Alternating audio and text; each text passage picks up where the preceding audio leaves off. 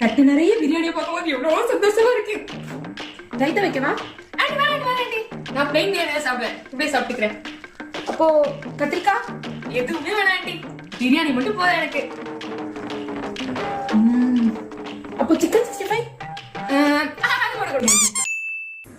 மட்டன்ல ஒரு துண்டு, முட்டையில ஒரு துண்டு, ரைத்தால ஒரு துண்டு, கத்திரிக்காயில ஒரு துண்டு, பொரிச்ச சிக்கன்ல ஒரு துண்டு வச்சு அதை மொத்தமா எடுத்து அப்படியே வாயில வச்சு சாப்பிடுற டேஸ்ட் இருக்கே.